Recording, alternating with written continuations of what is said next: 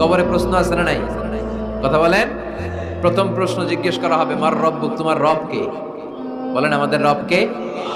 ওমা দীনুক, তোমার ধর্ম কি? বিষ্ণুনবীর চেহারা দেখিয়ে বলা হবে, তারিফু মান হাযার রাজুল, এই লোকটারে চিনো? আমরা কি বলবো? আমরা চিনি, উনি আমাদের প্রিয় রাসূল মুহাম্মদুর রাসূলুল্লাহ সাল্লাল্লাহু আলাইহি ওয়াসাল্লাম। এরপরে জিজ্ঞেস করা হবে, এগুলো কোত্থেকে শিখলা? আমরা বলবো কোরআন থেকে। ফায়ুফসাহু লাহু কবরুহু ৭০ যিরাআন, সুন্দর সুন্দর উত্তর করতে পারলে আপনার কবরটারে ৭০ হাত লম্বা করে দেওয়া হবে। ইফতাহু লাহু বাবুন ইলাল জান্নাহ, জান্নাতের দিকে একটা দরজা লাগিয়ে দেওয়া হবে। ইউলবাসু মিন লিবাসি আহলিল জান্নাহ, জান্নাতীদের পোশাক পরিয়ে দেওয়া হবে।